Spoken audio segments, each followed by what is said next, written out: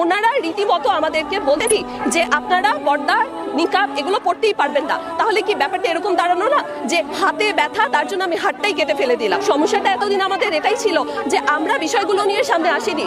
আমরা প্রতিনিয়ত ভেবেছি হ্যাঁ হয়তো আমরা মানিয়ে চলতে পারবো, হ্যাঁ হয়তো এভাবে চলে যাবে। এই যে ছাড় প্রতিনিয়ত আমরা দিয়ে চলেছি, এই ছাড় দিতে দিতেই কিন্তু আজকে এটা এত বড় আকার ধারণ করেছে। আমাদের 5 দাবির মূল দাবি এটাই যে আমরা আমাদের নিকাব এবং পর্দার যে বিধানটা সেটা যাতে আমরা সুন্দরভাবে পালন করতে পারি।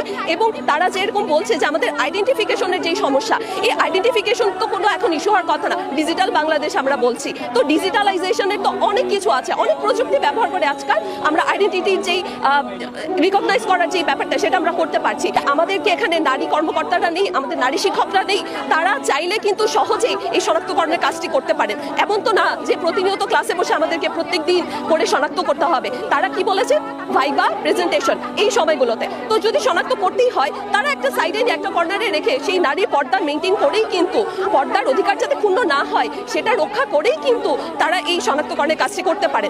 আমার বোনেরা, আপনারা অনেক সম্মানিতা, নিজেদের সম্মান সম্পর্কে সচেতন হন। এই হেজাব আপনার অধিকার, এই হেজাব নারীর অহংকার, হেজাব নারীর আভিজাত্যের প্রতীক, হেজাব নারীর রুচির প্রতীক। আপনার রুচিটা কেমন আপনার পোশাক দেখে বোঝা যায়। কথা কন, যে মেয়েটা হিপ হপ স্টাইলে চলাফেরা করে, গ্যাংনম স্টাইলে, এই মেয়েটারে ইফটিজিং করার সুযোগ আছে না নেই? কিন্তু যে হেজাব মেনটেন করে যেই নারীরা চলে, এদেরকে দেখলেই একটা সম্মান চলে আসে। সুবহানাল্লাহ পড়ে। নারীদেরকে তো ইসলাম মর্যাদা দিয়েছে। বিষ্ণু বলেছেন দুনিয়া কুল্লুহা মাতা ওয়া খায়রু মাতা'আদ দুনিয়াল মারআতুস সালিহা। দুনিয়ার সব হলো সম্পদ, আর এই সব সম্পদের মধ্যে সবচেয়ে দামি সম্পদ হচ্ছে নেককার নারী। এদের পেটগুলা খনি।